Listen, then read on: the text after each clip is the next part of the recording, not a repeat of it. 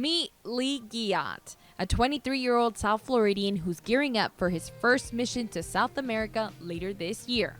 Lee has been a pilot since 2016. He grew up loving aviation thanks to his father, Nissan Giat, who was also a pilot. Tragically, in August of 2020, Nissan died when a twin-engine Aero Commander plane crashed in Pembroke Park. I live up in Jacksonville, so I immediately came down here and realized, my father passed away in a plane crash. And it's really unusual. It's not an everyday way for somebody to die, and it definitely opened my eyes to a lot of the risks involved with aviation. 3 days before the crash, Lee was preparing to surprise his dad with the announcement of Passage, also known as providing aid in science for South America's general education. Passage is an ode to Nissan, who used to do missions in the Caribbean. I would join him to bring school supplies or hurricane aid relief, food, newspapers throughout the Caribbean. And that got me thinking, maybe I should start a project to kind of take that to the next level, because I always loved using aviation, going on adventures, and it really is a challenge, using these challenges to make the world just a little bit better. After his dad's death, Lee had to decide if he would be moving forward with Passage. I had to really sit down and reflect after my dad's accident and figure out if I was gonna just drop everything, quit flying, like my friends and family pretty much wanted me to do.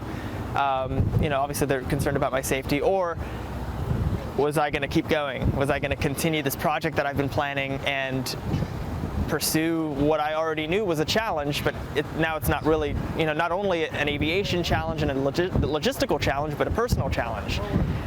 And I flew for the first time again a few months after the crash and bought an airplane and haven't stopped since. Lee will begin his expedition to South America in December, where he'll take off and begin the 2-month journey in this plane called the Spirit of Science. I'm going to be stopping at over 12 stops. We're hosting STEM outreach events, teacher training events, community festivals, aviation festivals, and events to get a lot of people involved and engaged, both educators and students.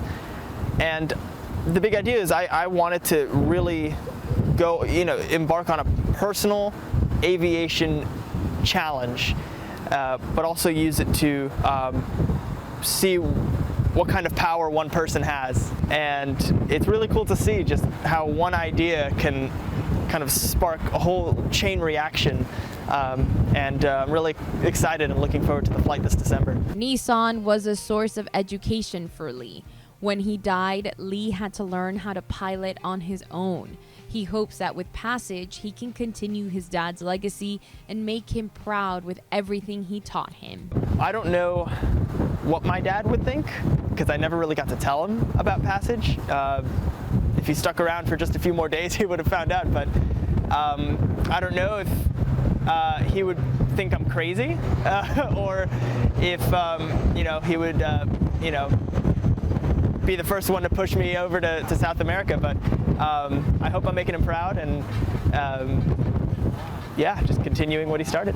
Lee takes off December 3rd in Jacksonville. If you want to donate monetary funds, you can go to gofundme.com/PassageScience. And if you want to donate supplies or know more information regarding Passage, you can go to passageflight.org.